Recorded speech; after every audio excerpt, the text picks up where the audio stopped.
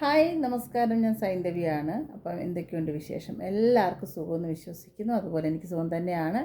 അപ്പോൾ ഞാനിപ്പോൾ വന്നേക്കുന്ന BBSൻ്റെ ഒരു അപ്ഡേഷൻ തരാൻ വേണ്ടിയിട്ടാണ്. കാരണം നിങ്ങളെല്ലാവരും കണ്ടിരിക്കും, അവിടെ ഇപ്പം ഈ മെനഞ്ഞാന്ന് മുതൽ അവിടെ നടക്കുന്ന ഒരു ടാസ്ക്, ഒരു ഹോട്ടൽ ടാസ്ക്. നമ്മൾ ഇതിനു മുമ്പുള്ള BB ഹൗസ് കണ്ടിരിക്കുന്ന അതേ സെയിം തന്നെയാണ്.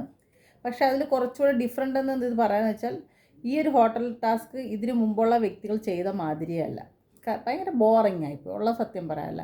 കാരണം ഒരിക്കലും ഈ ഒരു 5 സ്റ്റാർ ഹോട്ടൽ എന്താണെന്ന് ഒരു വിവരവുമില്ലാത്ത കുറച്ച് നടത്തിപ്പുകാരും പിന്നെ അതിൽ ജോലിക്കാരും എല്ലാം ആ ഒരു രീതിയിൽ ഈവൻ എല്ലാം വെറും ബോറായി. പിന്നെ കുറേ അതിഥികളും, അതും ഈ 5 സ്റ്റാർ ഹോട്ടലുകളിൽ താമസിച്ച് ശീലമില്ലാത്ത കുറച്ച് വ്യക്തികളുമാണ് ആ ഒരു ഹോട്ടലിലേക്ക് വന്നു കയറിയിട്ട് എനിക്ക് ഫീൽ ചെയ്ത്.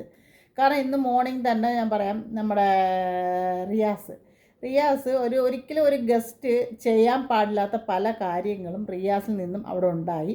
പിന്നെ അതുപോലെ മാത്രമല്ല, ഒരിക്കലും ഒരാൾക്ക് കോയിൻ കൊടുക്കുന്ന കാര്യങ്ങൾ പോലും ശരിക്കും പറഞ്ഞാൽ ഒരു ടാസ്ക് തന്നെയാണ്, അത് നമുക്ക് സമ്മതിക്കാം.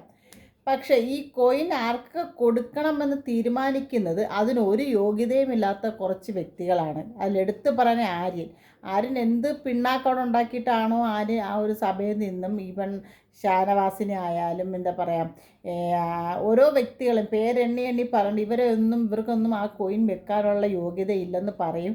ഈ ആര്യൻ എന്ത് പിണ്ണാക്കിയിരുന്നിട്ടാണെന്ന് എനിക്കറിയാൻ വയ്യ. അതുപോലെ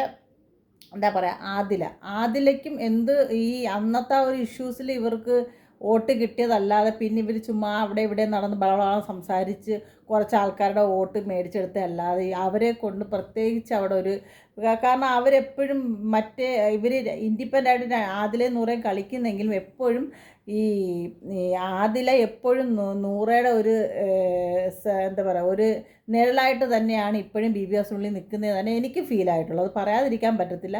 പിന്നെ ലക്ഷ്മിക്ക് ഈ കുറച്ച് സമയത്തിനുള്ള BBHouseനകത്ത് കയറിയിട്ട് അവിടെ ഉള്ളവരെ വ്യക്തിപരമായിട്ട് സംസാരിക്കാനോ അവരെന്ത് ഗെയിം കളിച്ചു എന്ന് പറയാനോ ഒരു യോഗ്യതയില്ല.